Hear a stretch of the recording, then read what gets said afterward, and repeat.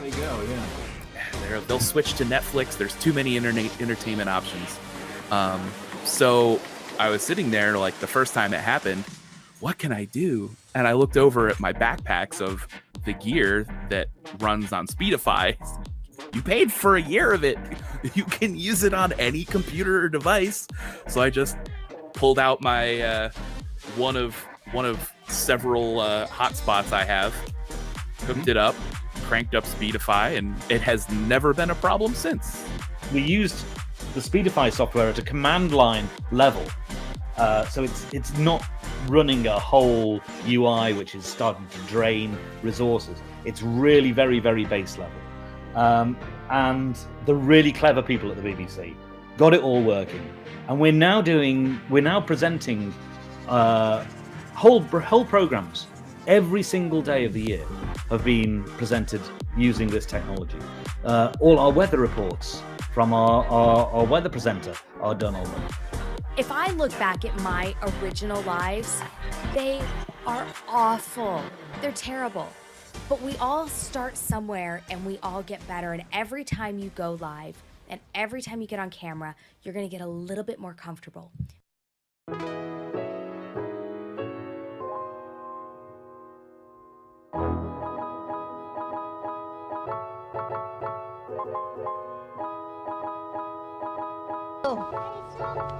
You saw part of Really? it? Cool. Nice. All right, we are famous. You want to say hi to everybody? Now you're on the video. So wave. That's the camera right there. Nice. All right. We're going back to look at this guy's house. It has a lot of white lights. There he is. Hey, Christian. Fine. And tell you light on the deck so you can see when it's how it's live. Yeah. Nice. Yeah, so these lights do have RGB mixing, so if you want to do each color, you can mix them independently. Within the app, there are a couple features, and I'll just go show you this. So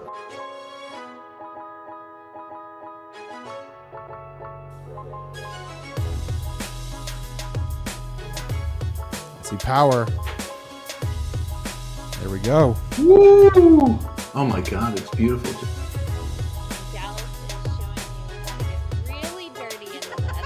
Doesn't that look? We have, all of us have these amazing cameras. Apple, Samsung, Google, they put all of this R&D into making sure everyone is able to shoot really great video straight from their phones. Also, I would say streaming kept me from going completely insane when I was in that hotel room for 2 weeks when I first got to Australia. So raising awareness is really going to help break that stigma. We definitely have a stigma in our society where it's, not okay for folks to be open about their medical conditions. It's kind of seen as shameful. We build custom PCs for a lot of content creators, gamers, you name it, businesses, colleges, esports, and we broadcast a lot of our builds here on our Twitch channel. We treat people that are experiencing anxiety, depression, eating disorders, addiction, PTSD, and trauma. Is just building budget aesthetic gaming PCs. And I have my studio here now, so we've graduated away from the basement of my house and whatnot. Take a bunch of inputs from your computer, cameras, display captures, and mix them together into a video feed that you can stream out to the internet.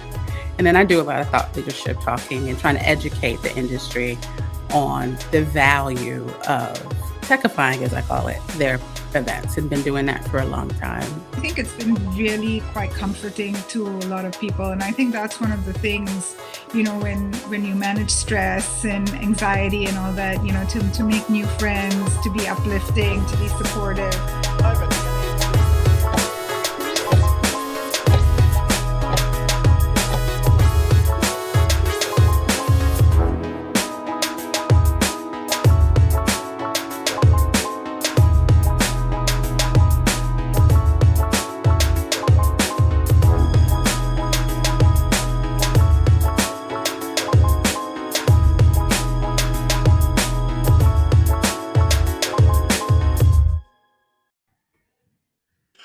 Hey, welcome to Speedify Live. I am your host, Jesus.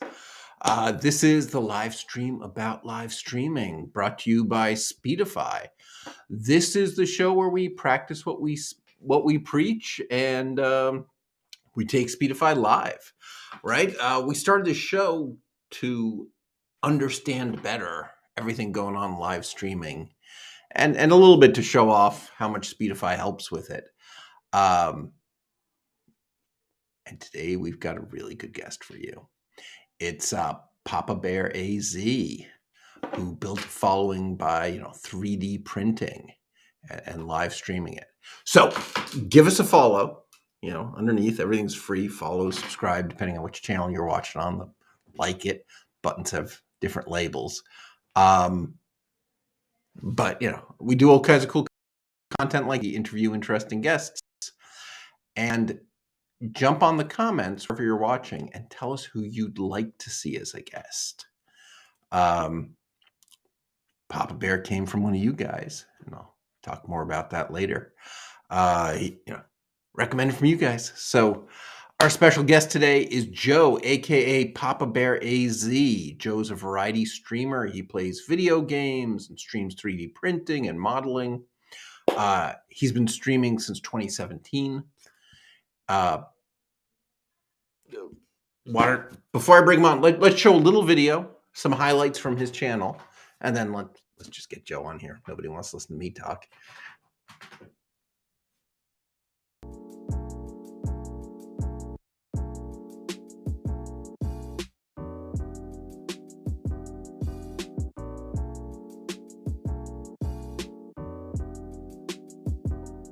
Oh heck, did I save it?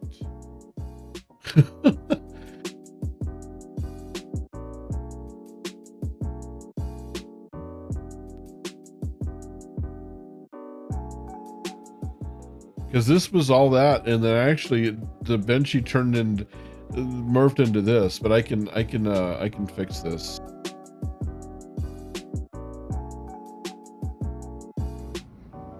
I know people might like critique soldering experience or whatever. I'm no pro by any means. I'm still learning.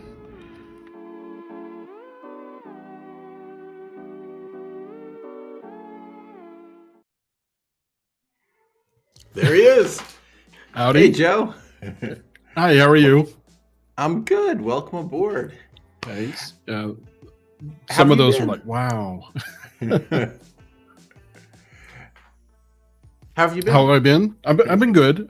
Just working and just improving and trying to educate myself more on what I'm doing. So it's pretty fun. It's hard to describe really until you get into it. So yeah. So actually, maybe you should describe yourself as a way to bring people up to speed. Tell us a little bit about yourself. About myself, I'm a dad. I'm an Army vet from back in the 80s. I'm older than I look. I'm gonna hit 56 here pretty soon. I dabbled with streaming back in 2015 and started that just as like playing World of Warcraft and streaming it for watching elements of like strategies of the game and stuff. And then put it on the back burner, took care of kids and stuff like that. And then when we moved, I took it up more as a hobby for doing it more because I enjoy it. I like to share my knowledge of what I'm doing, be it if it's either gaming and having fun, doing stuff like that. So I actively started streaming about November of 2017, and I've been pretty much doing it since then. Since the pandemic, it's been 3D. Like, did you sort of start 3D printing then? When did you? No, I started off mainly on gaming, and doing like World of Warcraft, shooter games, Minecraft, 7 Days to Die. I really like open world games. Those are the ones I like the most because it allows you to be creative and do what you want to do, things like that. So, and then when the pandemic started. I had borrowed a printer from a friend of mine at work, and he's, and this was right before the pandemic, and he's, you know, he says, I'm not using it, you want to try it? I'm like, sure, because I was showing an interest in it because people were printing stuff and bringing it into work, and started with that way. So the first one was free. Here, borrow my printer, and that created the slippery slope of having 5 printers now. So which kinds? Yes, sorry, I've got. So tell us about the 3D printers. So you can't see them all in the clip right here, but I've got 3 Prusa printers, which is like this one right here. This is an MMU one that'll do multiple colors. I've got another Prusa next to that, and then I've got another Prusa right here to arm's reach from me, and then I have on this side over here, I've got a big enclosed printer for printing bigger items on it, like helmets or cosplay pieces. You know, bigger parts that I can print. Wow. And like these are shin guards for my daughter for Halloween that I'm making for a cosplay outfits. Going as Mandalorian or? Exactly. So, and you can't see it. Let me. Awesome. Yeah, let me grab a couple of these real quick and I'll show you real quick.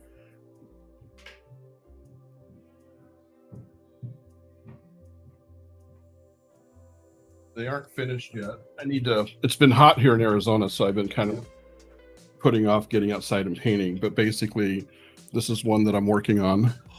Holy cow. All right. So that answers some of my questions. Yeah. So that is beautiful. Yeah. This is my 3rd one I'm making. I've made one of these before for a friend as a gift. It was fully painted, had red highlights and all of it. It was really nice. It's on my Instagram. But so Mr. Urban World says there's different types of 3D printers as well. I'm looking for a good resin for jewelry making. There, actually, I'm asking myself the same question because I have an older one, but there's newer models that are a lot better. You can get a good resin printer, be it if it's Anycubic or Elegoo. You at least want a 4K, probably in the range of $300 to $500. That doesn't seem bad. Yeah, it's pretty reasonable, and they allow you to do finer detail prints. I mean, these aren't bad for bigger parts, but for the smaller details, you can make these things up. Oh, so nice! Isn't that cool? That's like the that is cool. Helmet. Yeah. So, but yeah, man, you're a much cooler dad than I am. Hey, I'm cool to a degree. I'm still dad, and with my bad dad jokes. So, but yeah, I've done the I've been doing that. I design more practical stuff usually, but I really enjoy doing these kind of things because it is fun to do. So wow. All right, so Mr. Urban World says I'm still a beginner, so $300 to $500 isn't bad. That's a range I'd like to start with until I become a pro. Yeah. There's printers that'll go up into the thousands of dollars. The printers that I have, all of them except for one I've built from kits. The Voron printer that I have, it's like a 350 millimeter, so it was able to print that Kylo Ren helmet in one piece. So it's just one part, top to bottom. This one almost made it, but you can kind of see the little separating line right above the eyes. Yeah. The printer crashed, but I was able to save it and then get the rest of it done. So yeah, that's not bad at all, though. Yeah, these will be sanded, painted, and they'll look really nice. It'll have the whole design all stencil on and stuff, so it'll be really cool. I got distracted. I meant to get into 3D printing, but then I got distracted by laser cutters. Right? I mean, the discovery that I could just make my own coasters. Oh yeah. The lazy Susan in the company conference room, we laser cut. It was old Home That's awesome. Depot. Well, I created. I can't really show you on stream here, but I took your Speedify logo and I turned it into a 3D object. So what I can do is I can actually print you some little drink coasters, and I can probably send them to you if you guys want. So yeah, exactly. Yeah. So it's competition of the coasters. Yeah, sadly, our Speedify ones, we changed the logo since we last did them. So it's time for new ones. Okay. Yeah, well, I'm used the one from the website. So if that was current. Latest. Perfect. Yeah. Perfect. The other one has disappeared completely. Right. That stuff's so cool, Joe. So, Nice. Just a reminder, we are live here. So if you have questions for Joe or me about live streaming or 3D printing, post them in the comments, and when they pop up here, I will see them. So you only stream to Twitch, right? Correct. I've dabbled. Why? Boy. I would say the best reason that I could give you is the enablement of more direct interaction, the culture of chat, the emotes you can get. You can customize your emotes of what you want. It allows pretty much near real-time communication of what of interacting, because I mean that's what people largely do, is they want to come in and interact with the streamer. They want to talk with them. They want to be seen. You want to acknowledge them, and you want to be able to talk. Sometimes some of the platforms are too slow for that, and people get frustrated, and they're like, "Oh, I can't," and they move on. And it's a sad thing, that some platforms don't provide that more immediate interaction. All right. So here's a question to Papa Bear from Mr. Urban World. Which industries would you say 3D printing will disrupt, and or innovations 3D printing will bring to the world? Like when it goes from hobbyist into, changing business, what part of business do you think it'll change? It's a good question. It's done a lot of, I think it'll disrupt the stuff in sense of like more of on demand. So if you want something, you don't have to wait for it so much if it's a printable item. Be it like somebody mentioned, like I think the same person, Mr. Urban World, had mentioned about jewelry. You can make your own jewelry. You can design your own elements. If there's certain things, like if I wanted another one of these little items, I could design this in Tinkercad probably in about 30 minutes and print it on my own and not have to worry about saying, okay, who's this company? Where did they make this? I can make my own and be done with it. There's so many different things that you can do with 3D printing that you can create a solution for that might not be out there. And I think that's what it's really going to disrupt, is being able to allow the creativeness to do what you want to do without trying to convey it to somebody else and hope that someday they're going to make that for you. That's, like practical stuff. This interface part on my mic arm, I designed and made this to hold my microphone on my stand because there was nothing like this out there that I could find that I needed a solution for. So I made this, and it's something I use every day. So that's so nice. So interestingly, I asked my father the same question, and kind of asked me a couple questions about 3D printing, and he's like, kitchen cabinet doors and stuff. If you have a non-custom size, the prices are so outrageous. You should be able to 3D print them. So that was you could 3D print, or you could even guys. You can go to the point of like a CNC machine that you can lay it out, and you can carve out your own doors and lay them out. Then you could 3D print your own hardware, things like that. So it's such a cool time right now, because it's changed a lot, because auto manufacturers used to do rapid prototyping with industrial 3D printers, but not many people had access to them. Like I've got a friend that works in the auto industry, and he's like, "Oh, you got into 3D printing? I've had them for 10 years, plus." And that's how they do a lot of their preliminary designs. So it's pretty amazing. Tactile 3D Picture says, I made a heart-shaped coffin for the hamster. There you go. And Tactile's awesome. That's I think Matt, he's from Germany. He recently got married. So, and I wouldn't have known congrats. that. Yeah. So I wouldn't have known him from anybody else had I not met him on Twitch. He got married. He does lithograph printing, where basically it's layering. You take an actual photo image and you layer it in certain print densities, and then it actually you backlight it, and then it gives you a really nice picture. It's like a lighted picture box. It's so cool. Nice. So, but speaking of community and introductions and meeting people, it was Insomnia Doodles who I guess is a community member for both of us, who made this introduction. Yep. So thank you, Insomnia. I assume you're out there somewhere. I don't know if she's here, but if she is, thank you. I 3D printed her some stuff for her VR goggles that she wanted. Oh yeah.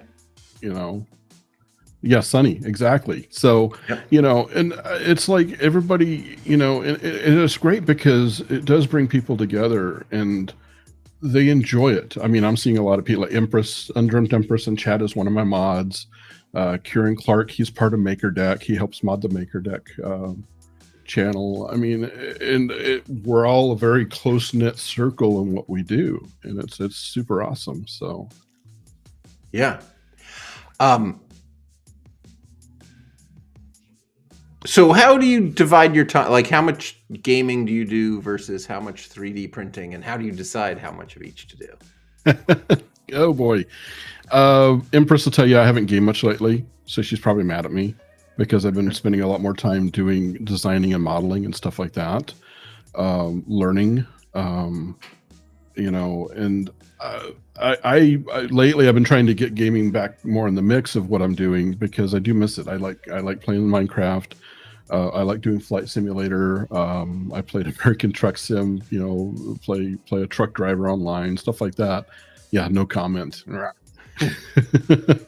So, you know, so it depends on my mood, really. I mean, sometimes I just like to chill and vibe to designing stuff and talking with people. I'm going to be working on a project for a can cozy for somebody. You know, and like a lot of people, I'll make stuff on the fly. If you come on my chat and hang out and you say, hey, can you make this? I will make it. And if you like it, I'll give you the model, you know, and then you can go print it yourself if you have a printer. If not, I'll send you a print of it, you know. So it's pretty awesome stuff. Yeah. I don't know. So some of these grinding games where you're simulating doing a job and then make it so realistic, it's like you're I'm at gonna work. get these pineapples to Hawaii, damn it, I don't care what they say, you know. And that's what I've done. Fortunately though, like with American Truck Sim, you don't have to, it's not like you drive from here to LA and it's going to be 6 hour in the game playing. It's accelerated time. I think it's like 15 minutes per 1 minute in real life or whatever. So that's the neat thing that is cool, that you know, it's not like Job Simulator. I'm like, oh god, no. It's, you know, I mean, I think we all get enough of that for 40 plus hours a week. So yeah. Can we talk about your setup? What kind of computer do you use? What kind of software do you use? How do you do that amazing Windows 95? I get so many people asking about that. Do we have a picture of that to show, just so people know what I'm talking about? Maybe not. All right, it'll tell us about or it. no, from me or from your side? I meant from my side. Oh, okay, yeah. Setup mess, yeah. No, I've got a main computer. It is my design computer. It's my game computer. It's a multi-purpose computer and everything. I've got a laptop for a secondary machine if I need more Windows. Yeah, it's all Windows. I don't use any Apple products other than my iPhone and my iPad that I do artwork on with that. It's Windows 10 on the PC, Windows 11 on the laptop. I have OBS. I use OBS Studio. To me, in my opinion, OBS Studio is still the best out there. There's other people that have branched it off and have done what they've done with it. I've tried other platforms as well for streaming. I always come back to OBS Studio. It's versatile. It works. You know, I've got a Go XLR mixing deck. I've got a Rode Procaster microphone. Very happy with it. I think it sounds okay. You know, I haven't heard anybody say, "Oh my God, my ears." I've got a couple of Stream Decks. Normally, I didn't wear them today, but then just some Sony monitor headphones to listen to myself. I tend to listen to my audio so I know how my inflection and my voice comes across to people. So, oh, you like hearing your audio? It's weird because some people don't like it. Creeps me out. Yeah, no, it doesn't. It doesn't really bother me. Since I started streaming, I started doing it probably about 6 months in, and after a while, you get used to it because it is weird. It's like you're talking to yourself, but it's kind of like if you're talking, but you have your fingers in your ears. Sort of. It's hard to describe.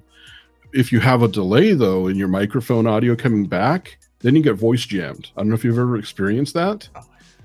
It's crazy because you sound like you're talking and it sounds like you're having like a mental breakdown. It's the weirdest thing. Yeah, it's terrible. Because every time you start talking, a second later or whatever, you hear your own voice and you think you've interrupted someone, so you stop. Exactly. It's impossible. Mr. Urban, well, Papa Bear's likable. Windows is greater than Mac 365.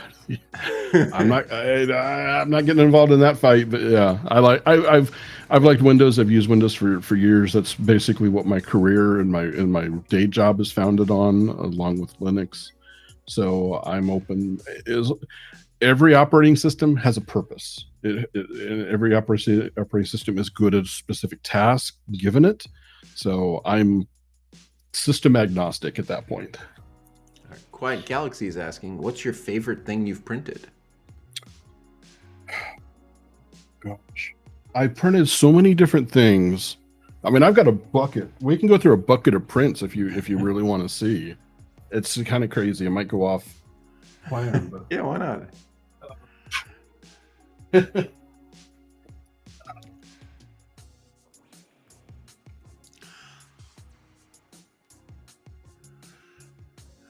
I didn't print that. All right. So yes, part of the cosplay for my daughter, the Bo-Katan, the headband that'll go on. Oh yeah. For that. That's so right. That's one thing. I like this. This came off on my new printer I just printed recently. Wow.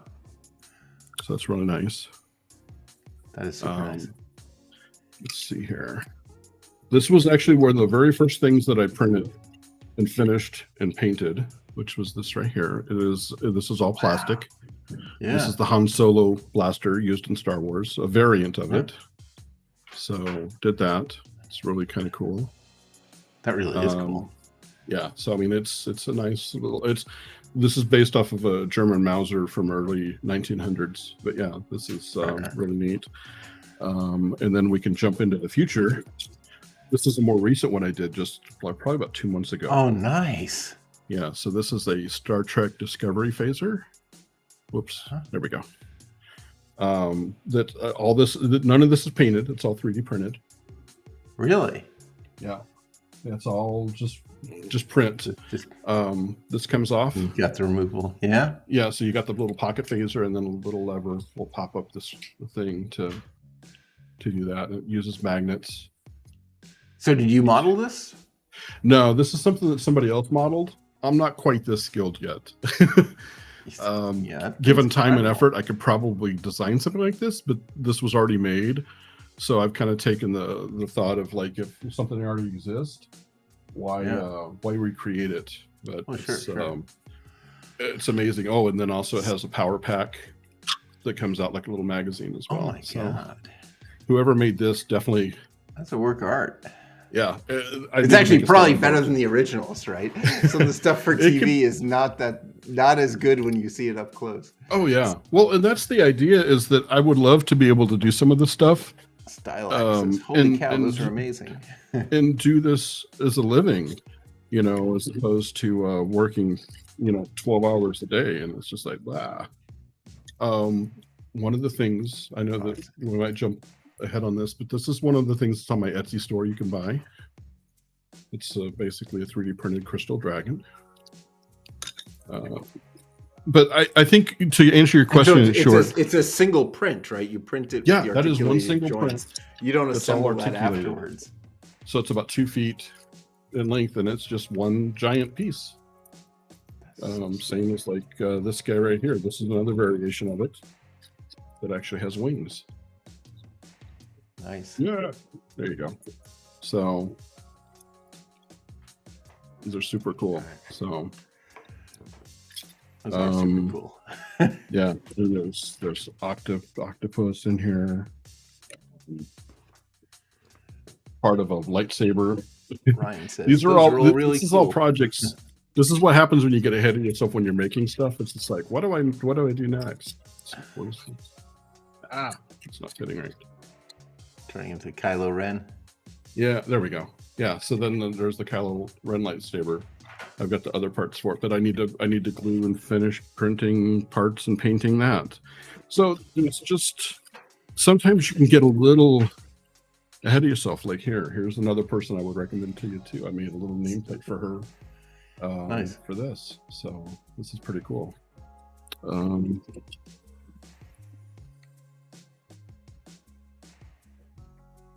Starships, you can things are whatever you really want to do is kind of, hey, there's Subsector. Hi, Subsector. She's the one that turned me on to this phaser, and we did like we kind of collabed and built these together. So that phaser is unbelievable. I honestly, to answer your question in short, this would be the most favorite print that I've done. I mean, the trigger activates, the removable magazine, the removable part of this. I mean, it's a really, really nice print. Yeah. Very happy with it. So, yeah, so very cool. And so this is all ABS. What are you printing with? What material? Well, this one, for example, this is printed in PETG and PLA, and then some of it was like sparkle. So like if you can see, like some of it has like a sparkle to it on the front part, and then like just a brass gold PLA filament. So. Okay. I didn't actually Quiet Galaxy. This was not painted at all. If I was to paint it, I would use an airbrush and just like acrylic paints. But yeah, this is all strictly that. A lot of my stuff isn't painted at this point. I need to, but So which kind of printer? Which printer did you print the phaser on? That came off the Prusa. This is off the Prusa Mark III. So nice. And that's this printer right there. So it prints real. The quality of the printer, it's a little bit of a higher standard than some of the other printers you can get for like maybe half the price. But honestly, the quality is well worth it. So yeah, I can see that. Huh. So PLA is actually a form of starch, is that right? And so if you put it in the dishwasher, it kind of gets destroyed. Is that right? No, well, no, it's biodegradable, but polylactic acid, if I remember right, is kind of like from a corn byproduct, if I recall. I haven't looked into the chemical makeup of it, but you can wash PLA, but it's not going to be as durable. If you want something that's going to last, like in a washing machine, if you want to make like food safe items, or at least somewhat food safe, you can use PETG. Because they make bottles, like a lot of your 2-liter bottles or PETG filament. The only thing you would need to do is change out your nozzle so you don't get any kind of chemical transfer from like brass. So you'd use like stainless steel or something like that for if you were to print like utensils or bottles or dishes or stuff like that. Recycling the plastic, how's that coming? People are always talking about grinding it up and letting you print again. Do you know how well does that actually work these days? Does it? If you can find somebody that can do it for you. I mean, it's a novel idea, but I think printing is so much still on the forefront of being accepted by a lot of people that it's hard to recycle it. I mean, you could throw it in your recycle bin, but is it going to get properly recycled? Probably not. And to make your own recycling, to recycle it, and like if I want to take all those prints and grind them up, I'd have to have the system to grind them, to extrude them, and things like that. Yeah, and you still need to seal it with a food safe sealer. Yeah. So there's all these different things that, how can you effectively do that? And I know a lot of people do print things. I print a lot of things as well. So you start getting into this mountain of parts or trinkets everywhere, and it's like, my God, what am I going to do with all these things? and it's one of those. It's just like, yeah, you know, what do you do? And I think if somebody can really come up with a good solution to recycle PLA or PETG on a more convenient scale, that would be great. But I think that's still kind of an issue at this point. So how much? I had this sitting on the side here. It's 5 kilograms of filament for cosplay printing. Nice. Oh, yeah. 11 pounds of PLA. Making a full suit armor. I guess you do need. I could. Yeah. 11 pounds of. You want a Mando helmet? I'll send you one. That's so cool. So yeah, this stuff has really improved since I last looked at it. Like, how different is it since 2017? 2017. I couldn't tell you exactly because I only really started in 2019. But from 2017 to 2019, I've seen printers that had wooden frames and were very, I don't know, archaic at that point, using like threaded bolts and stuff like that. Now you get stuff that has like really clean, smooth linear rails, nice sealed bearings, metal, aluminum extrusion parts, things like that. And please send a helmet. Yes. Yeah. So you can. It's definitely from. I haven't seen a whole lot since I started. There are some new items coming to the forefront. There's like a couple of new printers that are touting like really fast speeds. There's from a company called Anchor that's doing one. That they're coming up with. I think they just did a fundraiser for it. Then there's the Bamboo X1 printer that is really kind of that one might be a game changer for some things. I'm not for sure yet. I haven't seen one yet, so I really couldn't tell you. I've seen other people use them, but I haven't tried one myself. But it is very fast. Something that would normally take like 8 hours can print in like 2 hours. So they're working on the speed and quality improvements of the prints to get so you could do more rapid design and development, so or prototyping. So let's say that you wanted to make something. Do you have like 8 hours to wait around in a workday? Not really, because your whole workday's shut. Excuse me, if you're waiting for it. If you can get something done within an hour or two to get a rough idea of what you're working on in the physical form, then that makes it that much faster and better. So you eat lunch and you have your model, right? Exactly. Yeah. Well, that's about it. You can go for a coffee break, maybe a walk around the building, and boom, and then you go and you're done. And that's what the Bamboo honestly is the one printer that I think is going to be one that is they need to work on the software, but I think physically the hardware is pretty solid from what I've heard from other people. So. Nice. So what software do you use for modeling? I use 2 things right now. I primarily use Tinkercad, which is a free program from Autodesk. You can use it online. And then also there is another one, I think it's still for AutoCAD as well, or Autodesk, is Fusion 360, which is a lot more complicated than Tinkercad. So that has a little bit more of a learning curve to it. So those are things that and it's like with anything, we're always learning something, as you keep going. So it's like learn one thing really well and then work on another and kind of get your skills up as you keep going. So yeah. So communities for like exchanging models and stuff, there's a whole bunch of different Tinkercad. Tinkercad.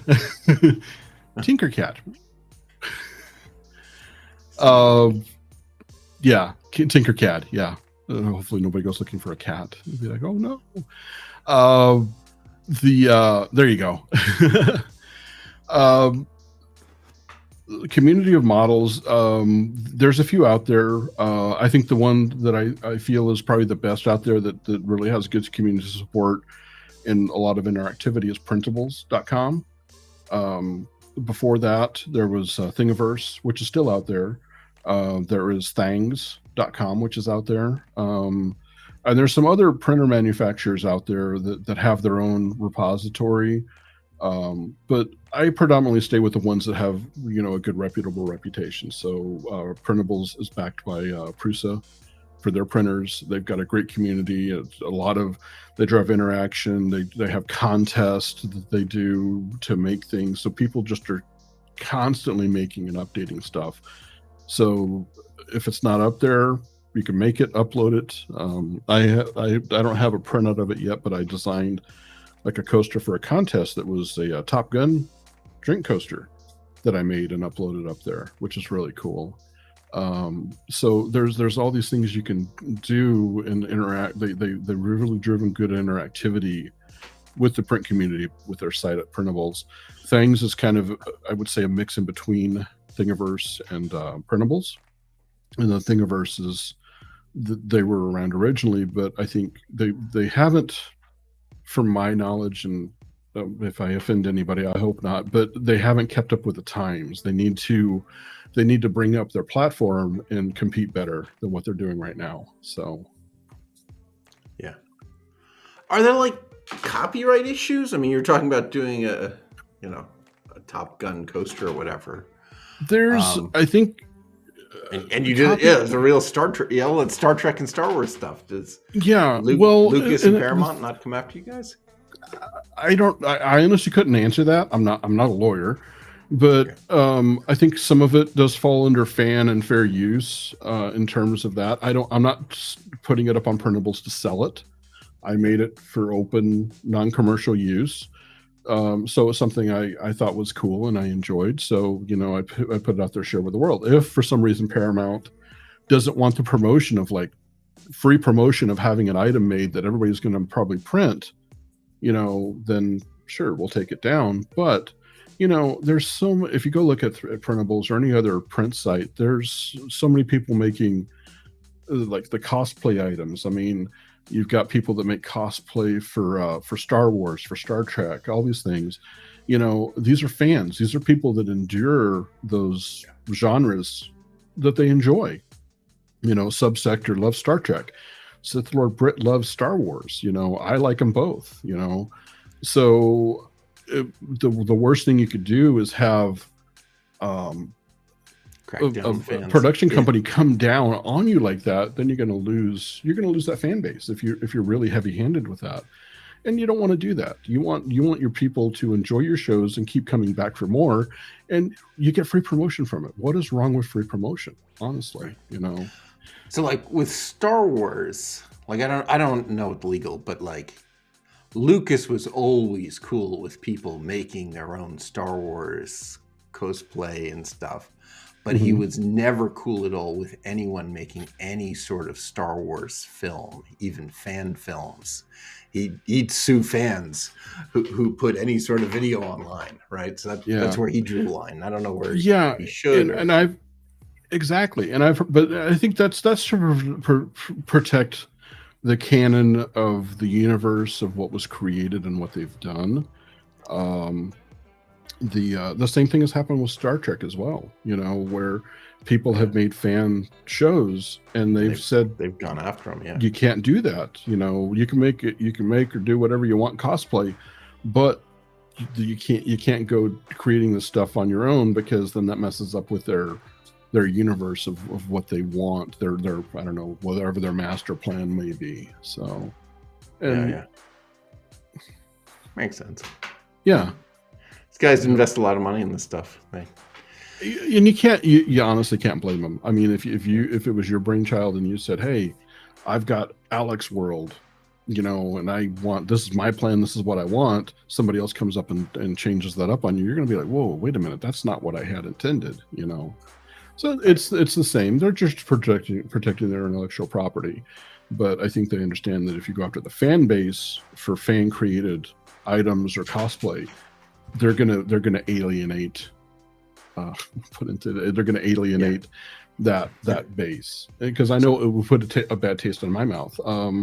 A good example for something different outside of that realm is Honda Motor Company had put a cease and desist on anything with a Honda name on it, I think on Printables, if I recall, that you could not name anything up there. You couldn't say Honda Civic dash vent cover or whatever you might make. So they've completely, people are like, wow, that's pretty rough, you know. But on the opposite side of that, Ford with their Maverick truck, they're having contests, they're making stuff, they're providing resources for people to 3D print stuff for their pickup truck. So it's just like, nice. I think that's great, you know. Yeah, with pickup trucks with the bed in the back, I think there's a lot more opportunities for people needing widgets to be able to, you know, correctly mount a ladder or a pane of glass or a, you know, or even a cup holder that'll hold your cell phone, or a platform for your 3D printer in the back seat. You know, it's just like, what can you do? I mean, it's whatever you can imagine, you can pretty much do it. So Marby is asking about have you used metallic filaments in a printer? I've used some sparkles. I have like actually the metallic, where did it go? Here it is. This right here doesn't really show. Honestly, I don't have. Oh, well, here. But the metallic filaments, while we're talking about it, it's like, it's Petchy or PLA with tiny little flakes, yeah, bits, right? Little flakes. Exactly. Well, like this, like on the front of this right here, the silver is like a silk metallic silver. So you can kind of see some of the metal reflection kind of in it. So there's, let's see. Yeah, here, hold on one second. Holy cow, there's a guy who 3D printed a brushless electric motor and used an iron-based filament for the starter. Stator design. Wow, that's pretty cool. Like, you can actually print motors, which means you can print circuit boards, right? You probably could. Do you think you could if you had conductible material? I have not tried it. Yeah. But like that filament is like a rainbow metallic silk kind of. Yep. This other one is Polymaker, which this is a silver, metallic silver. So, and the camera really doesn't do justice. You'd have to see it in person. Yeah. But you kind of get the idea of the reflectiveness of it. Nice. The stream is going to go over. Oh no! Wow, it's already 48 minutes. Wow. So do you have a stop or I mean, I don't care if we go. I can go as long as you guys can go. All right. I'm in no rush. I'm on vacation right now, so I'm good. So gaming, are you using the same computers when you stream gaming, or is that a different setup? I have like I mentioned earlier, I have the laptop that I can stream from as well. That what I will end up doing is if like I play Flight Simulator, I will stream from that machine to allow the processing power of my main machine to not be downgraded by streaming as well. So basically a 2 PC setup. So I'll patch the audio and everything through and then go from there. But predominantly, unless there's something that really requires a lot of horsepower, I just stream off of a single machine. It's a little bit more efficient that way. Right. Okay. And sometimes you do both at once, right? I saw some of your streams where you actually had the 3D print going and the game going and you going. I think I did that recently too. I was playing Minecraft and I was building stuff. Yeah, there you go. So I was doing Minecraft and then printing in the same time. So I had it on my little Windows layout. So I'd have Minecraft in its own little Windows template layout, and then the printer going, and then me in another window and stuff like that. So definitely, it's fun to be able to do that because not everybody likes 3D printing. Some people are into it, some aren't. So I want to try to kind of maybe appeal to both sides at that point. Nice. So appealing to. Ever get any ideas from games for what to 3D print? Oh boy, that's a good question. There's a lot of options. I've thought about actually making some stuff from World of Warcraft. Some of their items that they have. I'm gonna print some stuff from Minecraft probably at some point. Probably design like a creeper or little TNT blocks or the little cakes or whatever. You know, just like little pop culture trinkets that I can make and give away or just say, here, have some cake, or here's a creeper for you. Don't let them blow you up. Nice. I'm just suddenly thinking, there are those apps, right, for your phone, where you move around, it takes video and makes a 3D model of an object. There is. So I guess question one: have you played with those any? Got any good results? I haven't. There's one. I think Ethan makes. He's a person in the community that has designed one, and I've tried to use it without this is just my experience. Maybe I'm just not doing it right, but I haven't had really good luck with capturing myself because you have to use like the LiDAR face cam, and you have to kind of move it around yourself. But it would be, and it's kind of hard to do it like with another object. Like if you took a static object and say I want to scan whatever. How do you do that? I've seen other ones that don't use phones that are like these big handheld devices that scan it, which are cool, but those are way more expensive. I would love to be able to get a hand scanner or a phone scanning app that I could definitely figure out and use. Maybe I just need to reach out to Ethan and say, help, because I've seen people use it, but I'm not 100% sure on what I'm doing wrong with it. That's just like it's a PEBKEC error. So right. So you use those scanners that map an object and manipulate it for a 3D printer. I think that's basically what I asked. Yeah, exactly. Yeah. All right. Cool. So how do you keep your audience engaged? I mean, obviously you're doing a great job of that, right? People are talking to you the whole time. Any tricks, tips for other streamers? The key thing usually is to talk, keep talking, ask them questions, say something that might get their attention. So even if it's something controversial, like to bring up pineapple on pizza, what would drive people batty and get them going. It's a lot. I see, like I've been like you mentioned, I've been streaming almost 5 years now, and the key thing is to not have a lot of dead air, a lot of silence and stuff like that. And right now I'm feeling bad because I'm like, there's like that silence between you and I, and I'm like, and it's just like it's too quiet. So the thing is to keep talking, even if you're talking and you're going over. There's the pineapple pizza. So when you're talking, even if you're talking, there we go. See, that's how you started it off.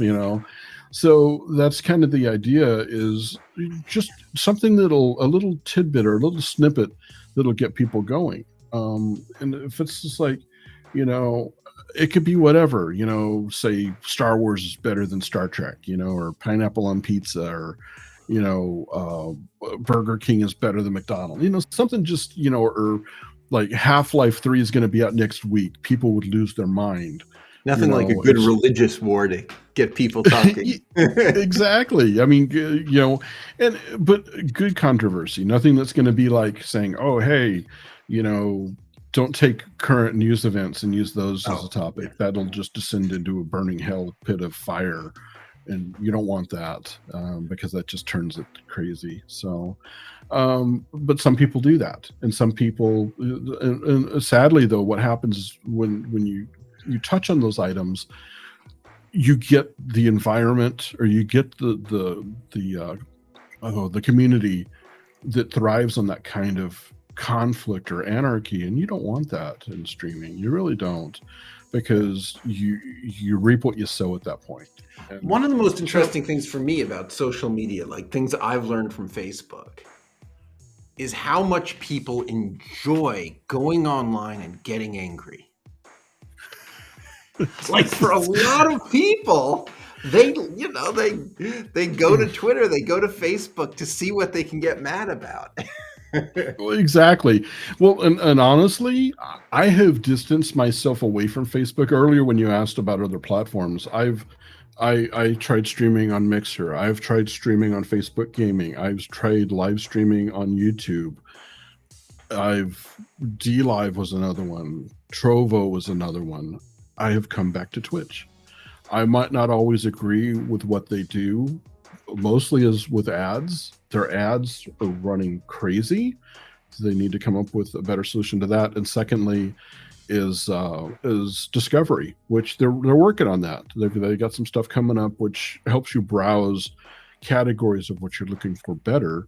But it takes time for that stuff to get around and for people to understand how that system's going to work. But Facebook, in my experience in the past, is just, I don't want, no offense against the Facebook people, but it's just like they come the pitchforks and torches, and I'm like, geez, what do I got myself into? And it's not worth it. Look, It affects your mental health at that point. Two more. I've discovered, right? So a bunch of people I really loved, I've discovered have these horrible political opinions. And then there are a bunch of people who I like, who turn out to agree with me on everything in politics, but won't shut up about it. Either way, it's like, I'm out of here. I've unfriended family members because of political conversations on Facebook, and I just am like I can't deal with this. Better off if you didn't know, right? Exactly, and that's anything convinced. Yeah, and that's my take on stuff like that. Has always been, do what you feel is right for you, believe what you want to believe, but don't force it on me. I'm good. If you start forcing your opinion or your beliefs or your religion on me, no, thank you.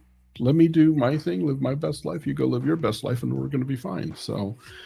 And exactly, it becomes exhausting. It's not worth it. The main reason I stream, I think there's three reasons. Hopefully I get them right. To share what I'm doing and have fun. Maybe that's two, but to make friends that have common interest, and then to just educate and share experience and knowledge with people. I think I've done that with doing some of the 3D modeling and streaming with 3D printing. People come in and they like watching Tinkercad, and that's I'm not young by any means, but I've got experience, life experience along with like the stuff I'm learning. But if I can pass that on to another generation that's younger that might want to learn it, then I can do so. And I try to teach my kids that. Yeah, and I enjoy it. I mean, I'll make stuff on the fly. I mean, I'll be like, boom, I'm probably going to stream after this and make something. Actually, I'll probably start printing your coaster I designed for you. I already have it made. Nice. I just need to print it. So, all right. Stylac is asking, one of the questions I was heading towards, what future projects do you want to pursue? Next.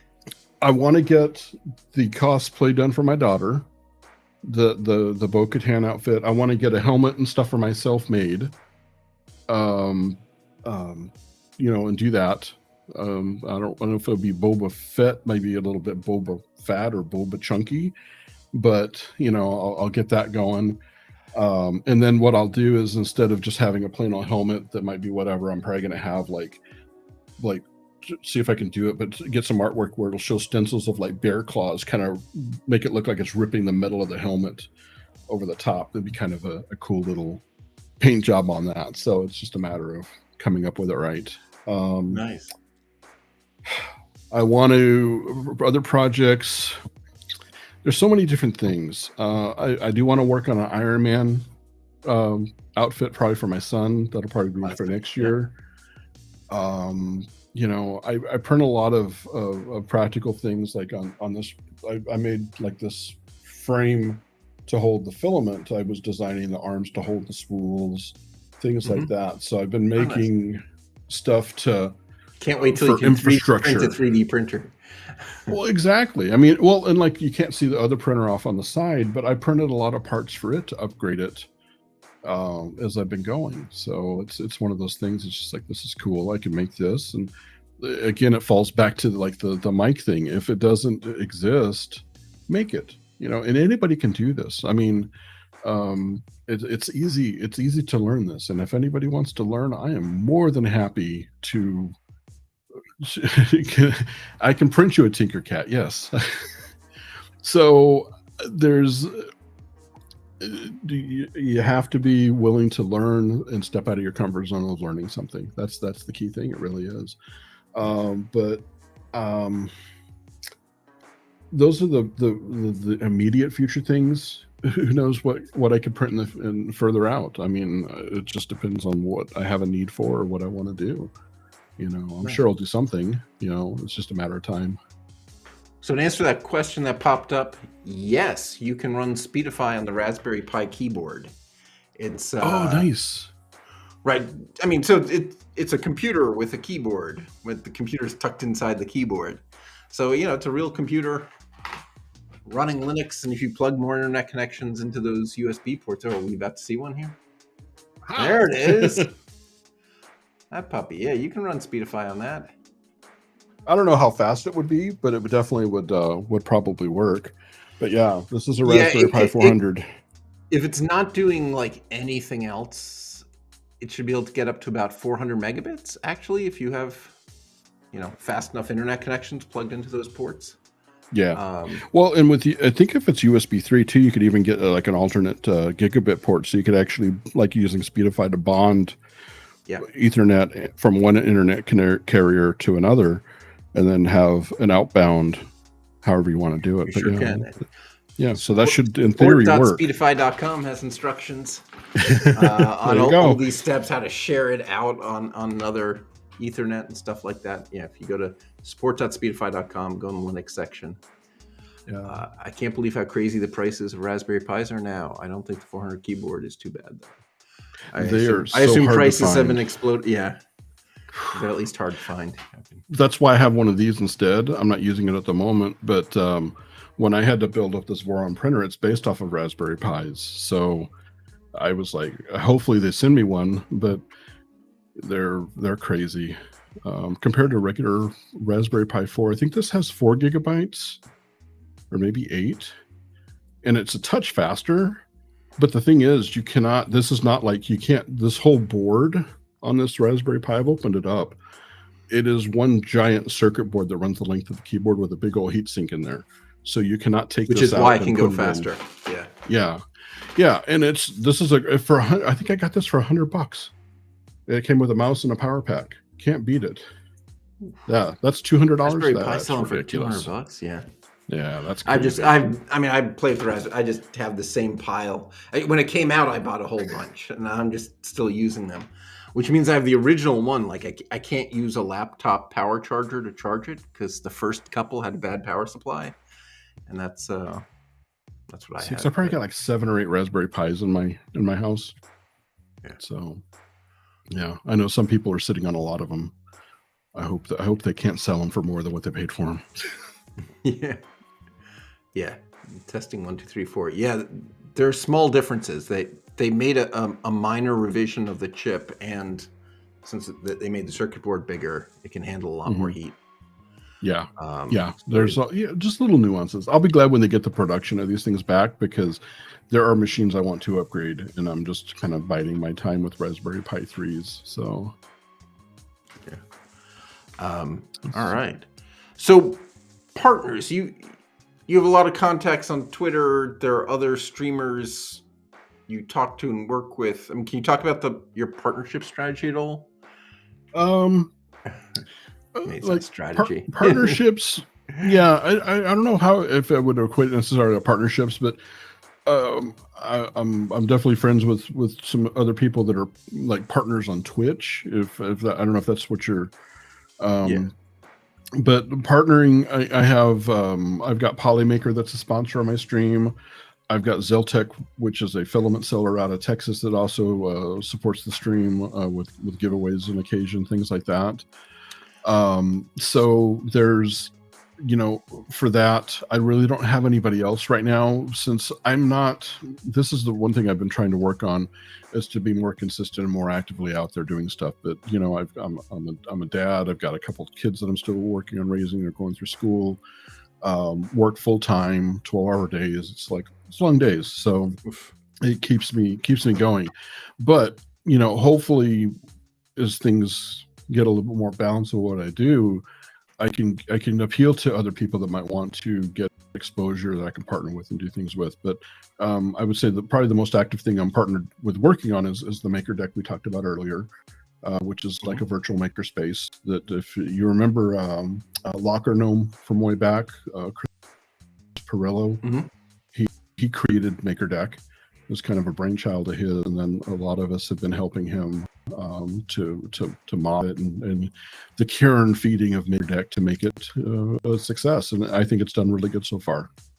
Cool. So sponsors, I know a lot of streamers don't know how to get started with sponsors, right? I mean, how much money do you ask for? Do you approach them? Do they approach you? How does this work, right? From my experience, I've worked with some, like there was one called Noise.gg I worked with, and I wasn't really paid to do anything, but more like, if you want to play this game, you know, this is before I started doing 3D printing. Would you want to play this game, and you can keep the key afterwards, and the game is yours. Just stream it for 2 hours on your stream, and, you know, talk about it. So I've done that, things like that. As for like sponsors in terms of like tangible products like printers or filament, the only thing I've really worked with so far very actively has been Polymaker. I haven't had anybody else approach me to review like Bamboo printer. I would love to have been included in some of the reviews on a Bamboo printer, but they kind of pick from the bigger people in the community. I'm like the little guy on the totem pole, but I still feel that I have enough technical knowledge and aspect and experience over the last 2.5 or so years to give proper feedback, to say, you need to fix this, you need to improve on that, you know, things like that. So it's like, you know, just one of those things. So I think it's just a matter of being discovered and people, the word just getting out. You know, I've been at this for a few years, but I haven't been as active as some other people, and, you know, be it if it's their discovery through YouTube got them further along, you know, things like that. So nice. All right, that's cool. But yeah, it's just such a mystery how you get started with these sponsors, right? I would love to tell you, but honestly, I like with Polymaker, I reached out to Polymaker and said, hey, I really like your product. Could I work out something? And they worked out a small deal with me, and I'm like, cool, boom. And then, you know, go from there. So, and the same with Zeltec, I just reached out to them. I think if you want it, usually you have to take your shot. And what's the worst they can say is no. And I just haven't done that yet, because I don't think it'd be fair to another company to say, hey, I would like to do something for you, but then I'm not consistent enough to provide them the exposure or the promotion that they might want in return. So it's not fair to somebody at that point to do that. So nice. I guess the other thing you're doing is the Etsy store, right? Correct. How's I guess in general, how's that going? Right? Is that I've got one sale. Oh, I had no idea. Yeah, I know. It's Etsy is that's another one of those nuts to crack, like sponsors. Is you have? I thought it was going to be easier, and it's very difficult, because you have to you've got to promote it, you got to get out there, you advertise it and put things up there. And with my work and doing other stuff, I've been distracted on trying to get more items up there, like that whole bucket of stuff I showed you. A lot of the dragons and the octopus and things like that. I need to sit down, take some nice pictures, put them in a light box, and upload them. And I would say that the lack of Etsy sales is not because of Etsy itself. I think it's because of me not going at it as much as I should have been. And I'm not mad by any means. Just more time, right? And all that time you're not streaming and you're not hanging out with your kids and exactly. And I think that's the thing too, is when I'm not streaming, I'm tending to work on projects at home where I'm not distracted with streaming. I mean, and that's nothing bad against streaming, but it's just like interacting with chat and talking with them is going to take precedence over what I'm working on. So it's just like, okay, which is more of a priority at that point? And that's like where I can take a break from streaming, work on my projects, and then once I get my projects done, then I can go back to streaming and doing that. And it's hard to really balance both. It really is. So it's something that I need to work on, and I know a lot of other people talk about the same problems when you're in a maker space where you're trying to work on stuff, but then you've got other things to try to do while you're live streaming. Yeah, there's just too much to do, right? There's a lot, yes. All right. How do you last question, how do you stay on top of things, right? I mean, there's so much, there's new printers, there's new streaming sites, there's new, like, where do you get your news from? Actually, I've got like a Google News feed that goes through, that I read it and I just page through it. I get the local or the national news and I get depressed. Then I get the good stuff like, hey, printer's coming out. Oh, nice. Good news. And then also just reading some of the manufacturers' tweets. I get a lot of information from Twitter from somebody else. And then I kind of go look everywhere. If there's RSS feeds, I'll go like on 3D printing, I will go read those or subscribe. Get a lot of stuff like that. You need to get tabletop role-playing games. Man, we interviewed Wormwood, so they're not 3D printing. They're making these beautiful wooden tables. That sounds nice. For gaming, right? And they've got really neat features, including magnetic cup holders and tops that go up and down, so you have the game table, right? You can be playing a game. The ones that have the monitor built in. I don't know if any of theirs do. A lot more tabletop, right? So like, so you do a puzzle or a war game with pieces, and then your wife comes home. It's like it's dinner time, and you can crank down the top of the table, and put another tabletop on top, and now it's your dining room table, and the game's not messed up. That's pretty cool. All these cool niches. These guys. And it's funny that who was it that said that about tabletop? Oh, it was Call Me V, I think it was. Call Me V. Okay. So basically, I've done tabletop. Oh, there we go. Call Me V. There you go. I've played D&D and Savage Worlds, a lot of tabletop RPG games for years. I learned it back in the late 70s, early 80s. So I'm not naive. I'm not uneducated in tabletop RPG games. I've run some campaigns in Savage Worlds based off of the Stargate universe, which is really fun. So, and we do that with like, oh my gosh, Fantasy Grounds virtual tabletop. So we play it all online and stuff like that. So someday I might get back into doing that, but that's kind of a niche thing that some people are into or not. So, but it's not off the table. No pun. So nice. Yeah. All right. I think we should probably wrap up. We're at 5:15 now. Let's see. Let's see here. Oh, who do you follow? Right. So we're always looking for guests. So what streamers are you actually watching? Who do I watch? Oh boy. Maybe that's my actual last question. Who would I recommend, or who would I follow? I love the pun. You're welcome. Chris Perillo is one that I definitely do follow, and not so much from his Locker Gnome fame from way back when. I didn't even know about that until somebody told me. You know, I help mod his channel for him and stuff like that. There's a few of us here that are. Krusty is another 3D printer that does 3D printing stuff. He does practical prints, and he enjoys doing that. So he'd be somebody. I follow him. I watch him when he streams on occasion. He's busy working just like me. A lot of us have day jobs that we work at. And you know, I see Subsector in chat. She's awesome. She does a lot of printing and painting of her prints. She likes cosplay with Star Trek predominantly. I want to see her do a mashup of Star Wars and Star Trek. You know, will she do it? Who knows? But she's open to do anything, I think. So, you know, there's a whole lot of different things that you can do. So, all right, nice. So thank you, Joe, and thank you to everybody in the audience. I think this was awesome. I know I learned a lot. You're doing such cool stuff. Thank you. So let's see. What are we doing? Tomorrow, we're going to have some of the Speedify engineers on a little earlier, 2 p.m. Eastern.